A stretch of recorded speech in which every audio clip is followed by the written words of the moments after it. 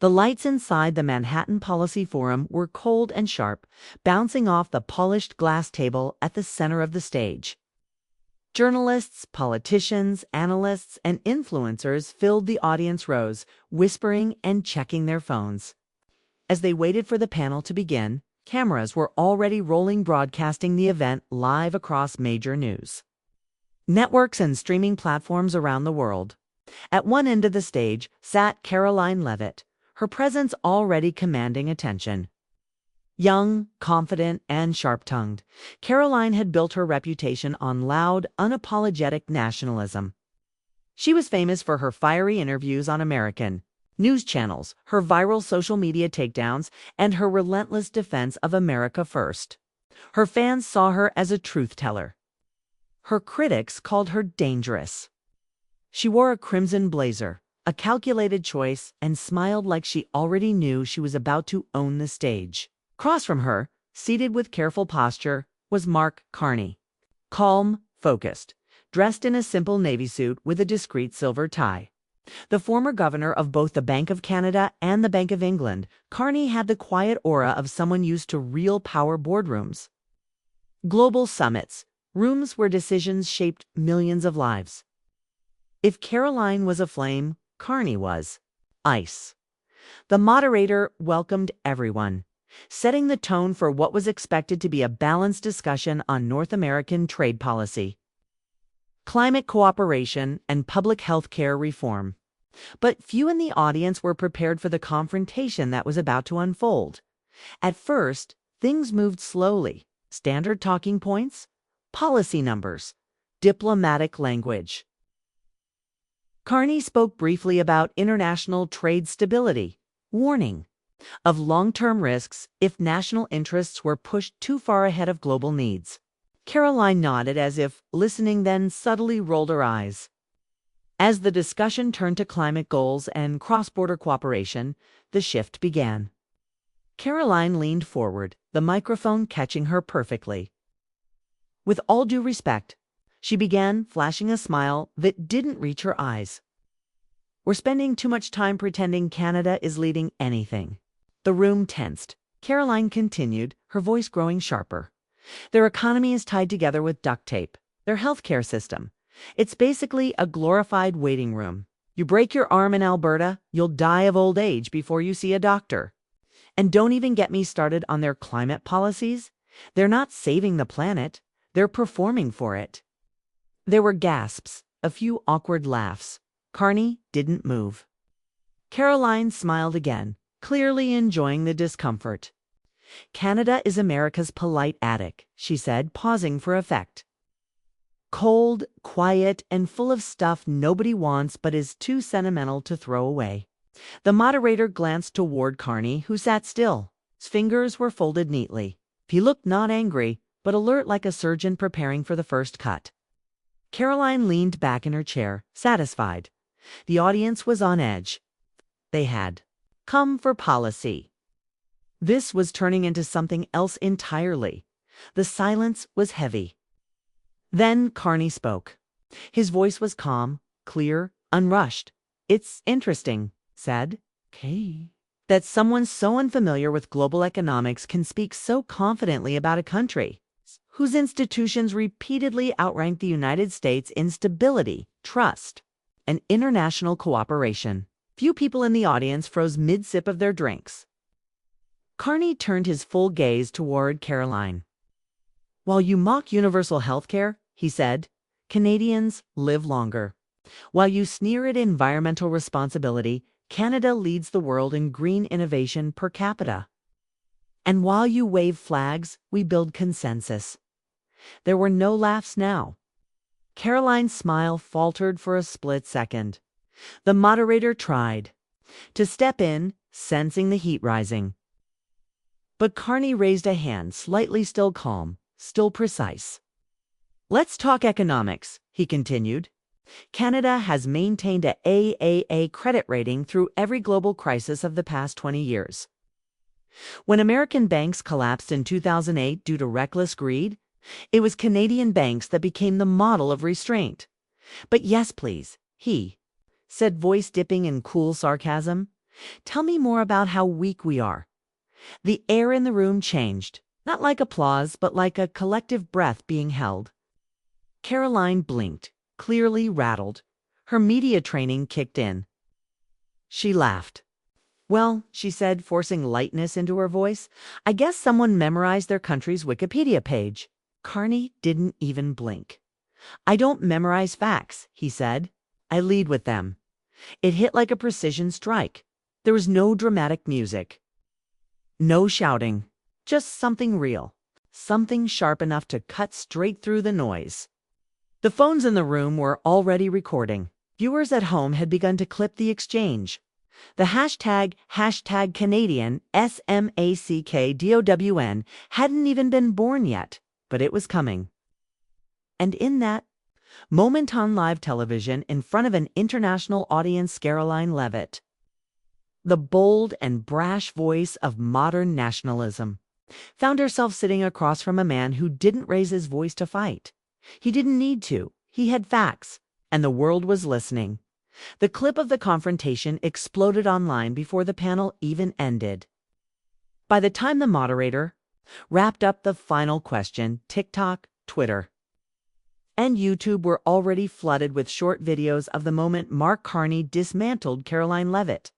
People weren't just watching, they were stunned.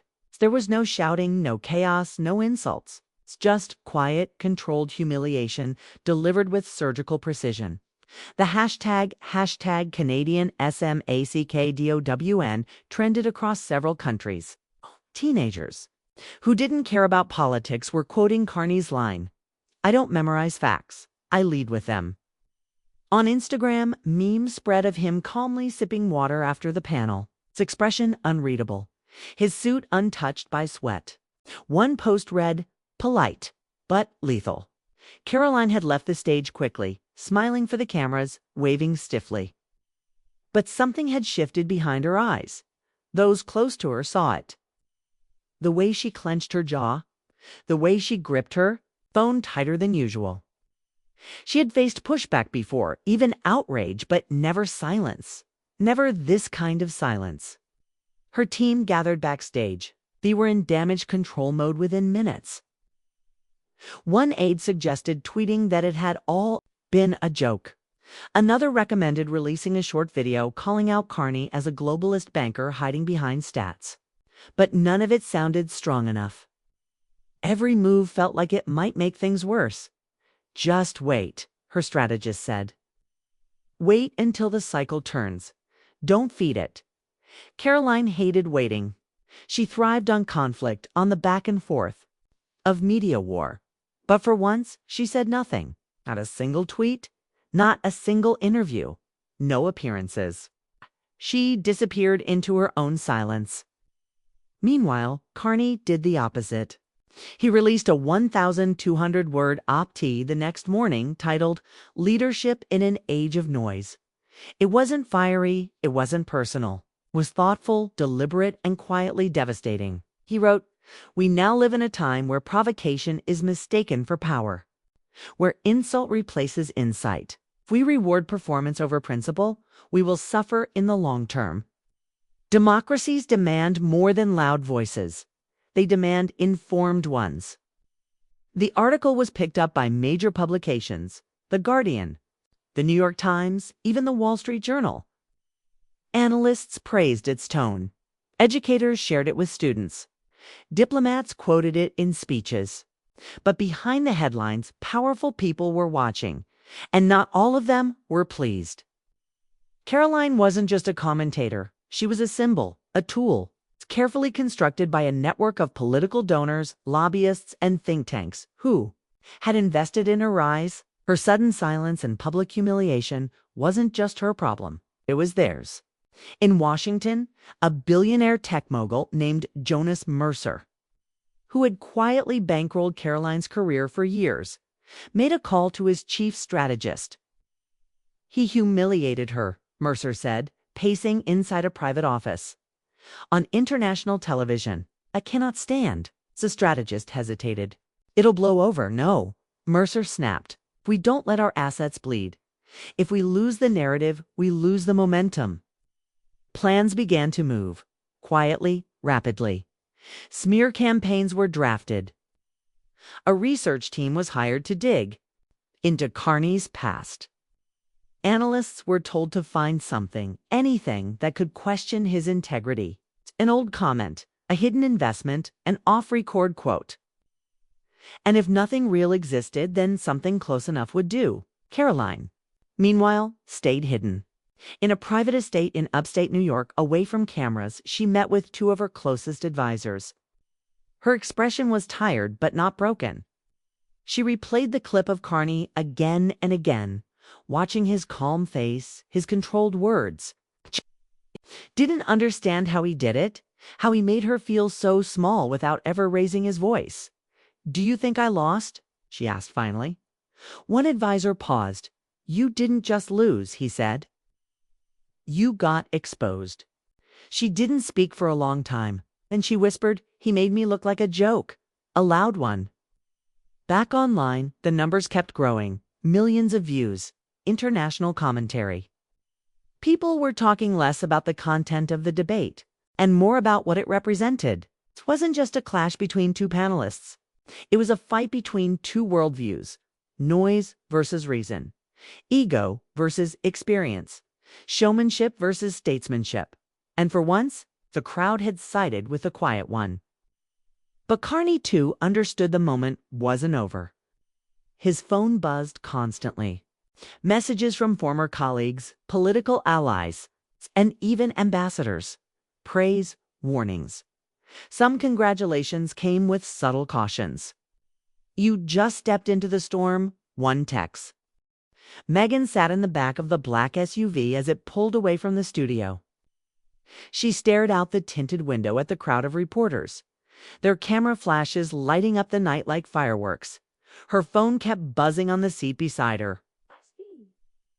Picked it up once, saw dozens of missed calls and messages from her team, her husband, even journalists she knew personally. She dropped it back onto the seat without answering. Her head throbbed. The words from the interview repeated in her mind, echoing like gunshots. "Let's talk about who really owns this conversation." She felt cold all over, despite the car's heat. Her security detail sat in the front seat, silent and professional. But she could hear their radios crackling. "Crowd is following. Media tailing the car. Requesting alternate route." The driver's voice was low and calm. "Ma'am, we're diverting. It's too many reporters on the main road." "Do whatever you want," Meghan mumbled, not looking at him. She shut her eyes and remembered Joy Behor's face, the smug smile faltering, the fear she'd seen in her eyes. That single moment felt like a victory. But the rest was a blur of anger, humiliation, and chaos. The car turned sharply. Meghan felt it in her stomach. She pressed her hand against the door to steady herself. Her advisor, Lauren, was waiting at the safe house. A rented townhouse in a quiet LA neighborhood. When the car stopped, Lauren rushed out, phone pressed to her ear, barking orders. "Get her inside now, no press." Meghan stepped out, cameras flashing even here, though not as many. She kept her head down as security blocked the lenses. She walked quickly up the steps and through the door. Inside, it was quiet. Too quiet. Lauren ended her call. She looked at Meghan, eyes wide, voice shaking. "What the hell happened?" Meghan didn't answer. She walked past her, heading for the kitchen. She poured herself a glass of water with trembling hands. Lauren slammed her phone on the counter. "You went off script. You don't understand. You accused two governments of conspiring to silence you. That's not just a bad look. A goddamn international crisis." Meghan turned around slowly, glass in hand. Her eyes were red. Good Lauren froze. "What?" "Good," Meghan repeated. Her voice was low, cold. "Let them be uncomfortable. Let them explain themselves." Lauren threw her hands up. "You think the U.S. government is going to back you after you called them out on live TV? Do you think the UK is just going to ignore it? They'll bury you. You'll be discredited everywhere. No charity will touch you. The press will eat you alive. Meghan didn't flinch. They already do. Lauren stared at her, at a loss. The TV was on in the living room. The volume was low, but Meghan could hear her own voice on the screen, replayed again and again. You want transparency? Let's talk about who really owns this conversation. CNN was running a breaking news segment. The anchor looked grave. The Duchess's explosive accusations have sparked diplomatic tensions between London and Datchix. If you're using like a scanner app and it's like you're gonna die, like scanner at like, look at this. Like, look at this. And we look at this. When we all know I've been exploring with Q size and we sklees. As we splo at we sick with size as explosive accusations as we sit with SIDS. I don't take with cis sides. We sick clad on we eps. Washington, the White House has not yet commented. Lauren sighed heavily. She picked up her phone again. I have to do damage control. Don't, Meghan said quietly. Lauren stopped. Don't spin it. Don't apologize for me. Don't lie for me. I meant every word. Lauren swallowed hard. Then God help you. Meghan looked away, her eyes fixed on the TV. Outside, the street was filling with more press fans. Sirens wailed in the distance as police tried to control traffic. Meanwhile, in Washington, D.C., the president's chief of staff sat in the West Wing watching the same clip. He turned to an aide. Get the British ambassador on the phone. Now, in London, the foreign secretary paced in his office, yelling into his mobile. This is unacceptable. She's accusing us of censorship on American television. We need to respond immediately. Call the embassy. News tickers around the world ran her words on loop. Social media burned with arguments. Some praised her for bravery. Others called her unhinged. But the biggest question spreading everywhere was simple. What did she mean? What secrets are being hidden? And somewhere, in a quiet newsroom in Europe, an investigative reporter stared at the leaked diplomatic cables he'd gotten weeks ago. Meghan's meltdown had just blown the story wide open. He opened a new document on his computer. He began to type, "Exclusive governments conspired to silence Meghan Markle and control royal coverage." He smiled grimly. This time, no one could stop the truth from coming out. Meghan didn't sleep that night. She sat on the couch in the dark living room, lit only by the glow of her phone screen. News alerts kept popping up every few minutes. Markle's shock claims rock diplomatic relations, White House silent on royal accusations. UK demands clarification from US over TV meltdown outside. Reporters camped on the street. Camera lights flashed against the curtains. C could hear them shouting questions every time someone walked by. Inside, the house was quiet, too quiet. Lauren had given up arguing hours ago and gone to bed in the guest room. But Meghan could still hear her muffled voice through the walls, talking on the phone to publicists and lawyers. Meghan scrolled through her social media. The comments were brutal. Spoiled brat meltdown. She's telling the truth, wake up. Who does she think she is? She's the only one brave enough to say it. There was no going back. She set the phone down and rubbed her eyes. Her head pounded. Suddenly, her phone vibrated. Unknown number, she let it go to voicemail. A minute later, a text popped up. We need to talk. You don't know the whole story. She frowned. Another message followed, this time with a name she recognized. Tom Hayes. BBC Investigations. Urgent. She hesitated. She remembered Tom from London, a serious reporter with a reputation for exposing corruption. He'd once tried to get her side of a royal story, but her team had shut him down. She stared at the message. Then she called. Tom picked up instantly. Meghan, thank God. Listen, I know what you said on The View wasn't planned, but you're right, and I have proof. She didn't speak. Just listened to him breathe heavily on the other end. I have the cables, he said quietly. The ones that prove UK government pressure on US networks to kill stories about you, threats to revoke visas, diplomatic retaliation. It's real. I've been sitting on them for weeks. No one would publish. They're terrified. Megan's heart pounded. She felt dizzy. Why tell me? She whispered. Because now it's out there, Tom said. Your meltdown forced it. I'm running the story, but I want your side. Your real side. Before it all goes nuclear, she closed her eyes. Images of Joy Bay her smirk. The audience's laughter. The fury that had spilled out of her, unstoppable. Can you prove it's real? She asked. I can. I'm sending you one of the redacted cables right now. Her phone buzzed. An email arrived. She opened it and scanned the document. Official letterhead. Government stamps. Lines blacked out, but clear enough. Coordinate with U.S. media partners to discourage further coverage of the Duchess's allegations.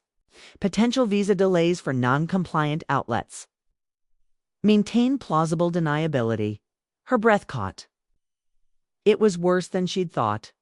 Megan, Tom's voice was low and urgent. This isn't about you anymore. This is about government interference in the free press. This is a political scandal that could destroy relationships between two of the closest allies in the world. Your meltdown didn't cause it. It revealed it. She swallowed hard. Tom continued. You have a choice. Talk to me on the record. Help me finish this story. Or stay quiet and let them spin you as the crazy, ungrateful Duchess who lost her. Mind on TV. Her hands shook.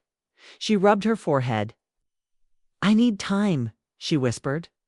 You don't have time, Tom snapped. They're already mobilizing. White House is working on a statement. UK Foreign Office is threatening legal action. By morning, they'll bury you in hit pieces. Megan didn't speak. Decide, Tom said, his voice softer now. But know this, you're not alone. There are people who still care about the truth. He hung up. Megan sat frozen. The TV droned in the background with muted chatter. A panel show debated her sanity. A scrolling ticker at the bottom read, Breaking, White House press secretary to address Markle's interview fallout tomorrow. She turned it off. Outside, the cameras flashed. She pulled the curtains tighter. Her mind raced. She thought of her son sleeping in another house, protected by security. She thought of Harry, thousands of miles away on charity business, calling her again and again without answer. She thought of the monarchy, the press, the machine that had chewed her up and spit her out. And for the first time in hours, she let herself cry. Not because she was beaten, but because she finally understood how big this really was.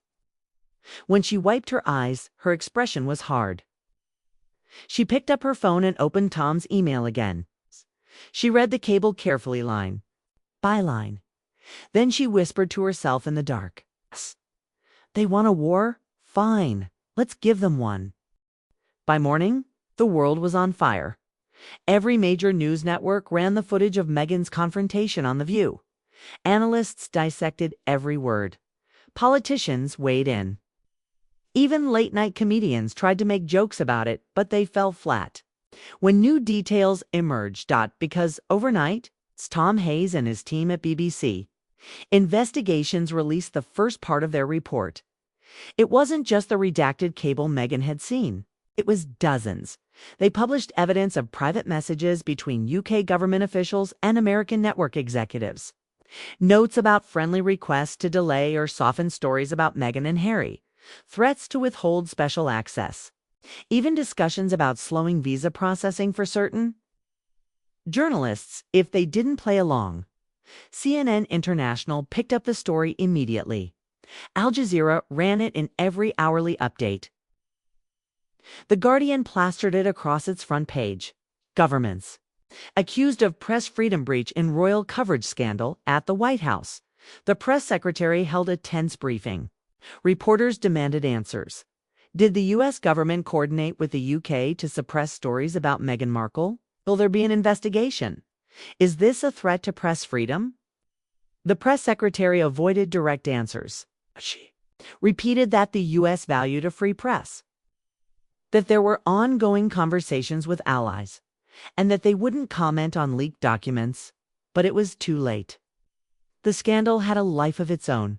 In London, the Foreign Secretary gave an angry press conference. He called the leaks deeply misleading and potentially criminal, accusing journalists of endangering diplomatic relations. But he refused to say the cables were fake. Back in L.A., Megan watched it all unfold on TV, sitting at the same kitchen counter where she'd fought with Lauren. Lauren was still there. She hadn't slept much either. She scrolled through her phone, reading the worst headlines aloud. Markle's meltdown triggers diplomatic crisis. Royal rebel or reckless liar? The Duchess, who accused two nations of censorship, she slammed the phone down. Congratulations. You're officially the most hated woman in 2 countries. Meghan didn't even blink. Good. At least they're talking about the real problem. Lauren rubbed her eyes. You think people care? They'll forget in 2 days. They'll pick a new scandal. Meghan shook her head slowly. Not this time. Not if we keep the pressure on. Lauren stared at her. How? Meghan picked up her own phone. She scrolled to Tom Hayes' number. She took a deep breath and hit call. He answered instantly. Tom, she said. Her voice was calm, flat. Let's do it. He exhaled, relieved. On the record? Yes, she said. All of it. My side. My emails. My evidence of the times I was warned not to speak out. My team's notes about the media deals. I'm done hiding. Lauren covered her mouth in shock. Tom didn't waste time. I'll have my team call you to set it up. Be ready. They'll try to stop you. I'm counting on it, she said. They hung up. Lauren exploded. Are you insane? They will crucify you. You're giving them everything to pick apart. Meghan's eyes were glassy but fierce. It's the only way to stop them. If I hold anything back, they'll twist it. If I put it all out there, they can't. Lauren paced the room. You don't get it. The palace will leak every dirty secret about you. The governments will discredit you. They'll call you unstable, a liar, unpatriotic. Meghan stood. They already do. Lauren pointed at her. You're putting yourself in real danger. You're a private citizen now. No security from the royals, no diplomatic immunity. You make yourself a target. Meghan clenched her jaw. I've been a target since the day I met Harry. Silence filled the room. Finally, Lauren sighed and sank into a chair. You really think the world will care about this for more than a week? Meghan didn't answer. She just looked out the window at the reporters camped on the lawn. Maybe they won't, she said quietly, but my son will.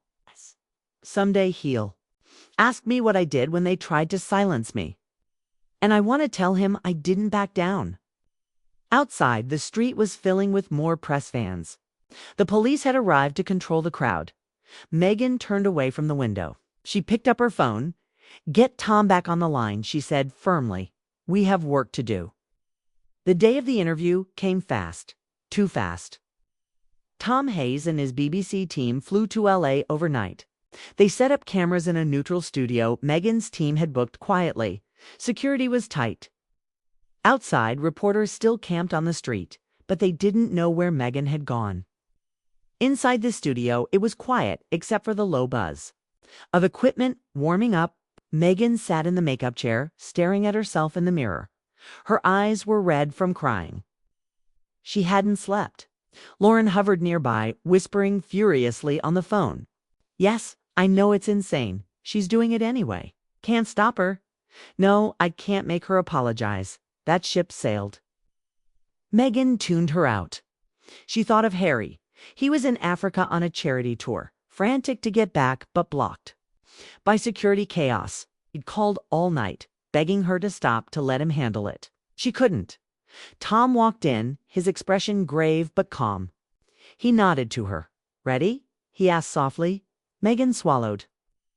Her voice cracked, as I'll ever be. They mic'd her up, adjusted the lights, did a last sound check.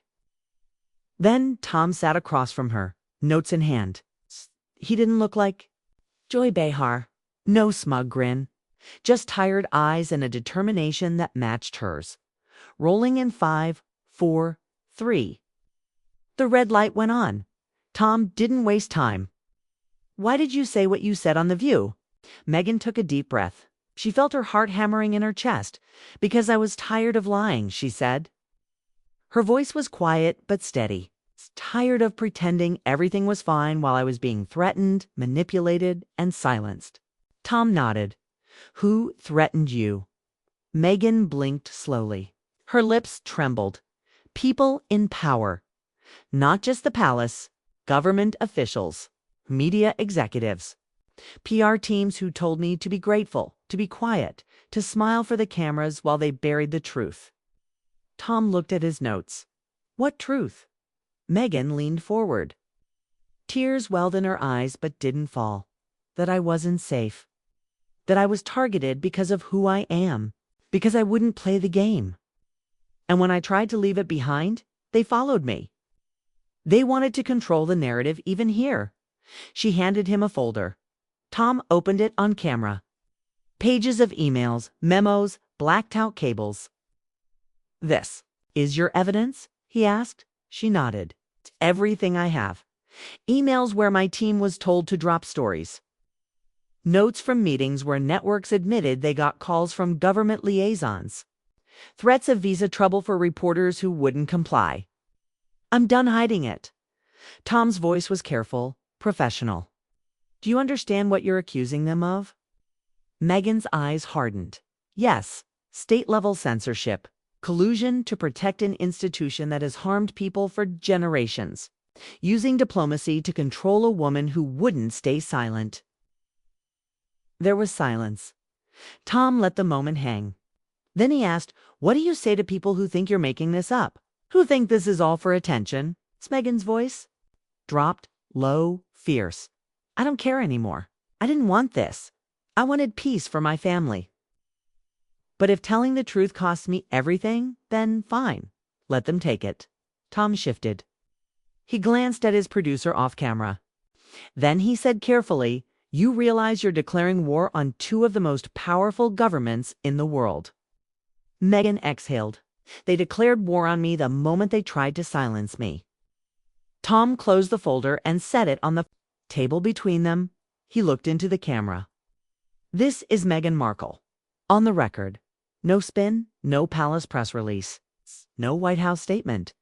Just her words." Meghan's eyes stayed locked on the lens. "Say what you want about me," she said quietly, "but don't ever say I was silent." The red light went off. Silence filled the studio. Tom sat back. His hands trembled slightly. "Jesus," he whispered. Lauren ran in from the side, her phone blowing up with calls. "We have a problem," she said urgently. "It's already leaked that you're doing this interview. The palace is preparing a response. The British government is threatening the BBC with legal action if they air it." Megan stood slowly. Her voice was ice. "Let them try." Outside the studio, a storm was brewing. In London, the Prime Minister's aides scrambled to write statements condemning baseless smears. In Washington, the State Department weighed the fallout of a U.S. citizen accusing her own government of censorship on global TV. News agencies lined up for interviews. Newspapers demanded quotes. Social media caught fire. But Megan ignored it all. She left the studio quietly, security around her like a wall. Cameras followed. Reporters screamed her name. She didn't look back. She was done playing their game.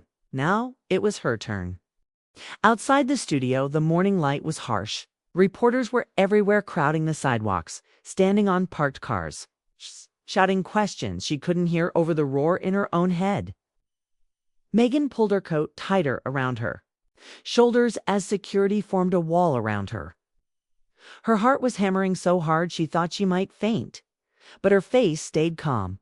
One photographer broke through the line, camera raised. "Megan, are you afraid?" She didn't answer. But inside, she felt something strange, less like fear and more like relief. Like a weight she'd carried for years had finally cracked. Off her chest, her driver opened the SUV door. She climbed in without looking back. The door slammed shut behind her, shutting out the shouting voices. Lauren was already inside, her phone pressed to her ear. She looked pale, furious. "They're threatening everything," she said the second Megan settled into the seat. "The palace just called the BBC board. They're threatening to sue for defamation. The State Department issued a statement calling your claims unsubstantiated and potentially damaging. They're trying to kill the interview before it airs." Megan stared straight ahead.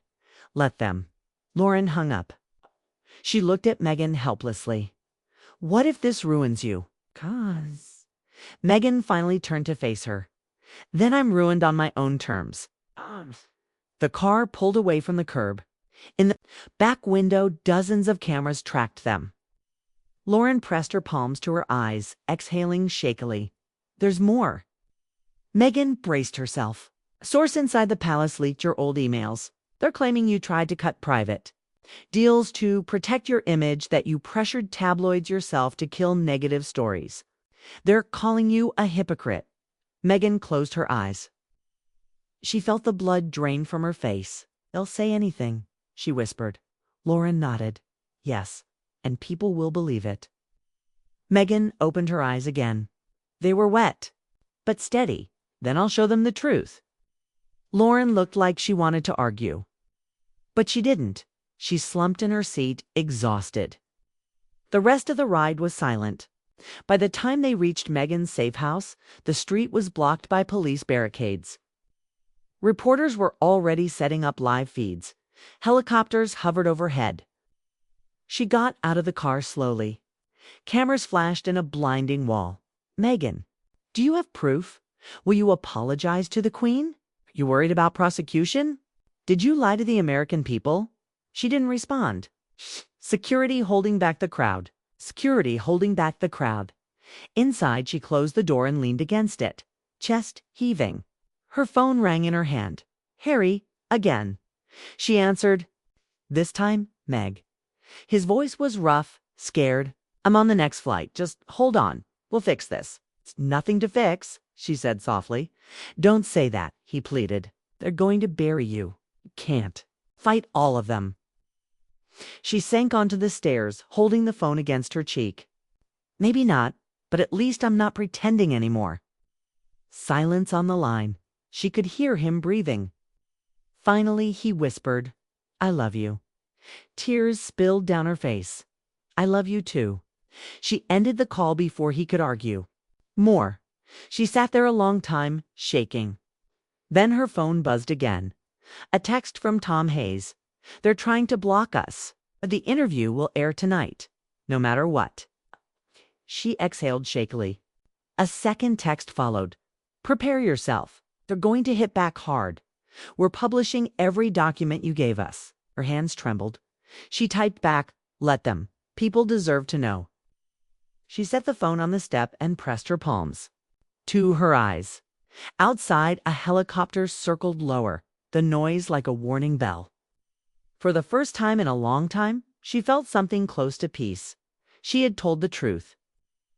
Whatever came next, lawsuits, threats, ruin, she would face it on her feet. She wasn't the Duchess they expected anymore. She was the woman who refused to be silenced.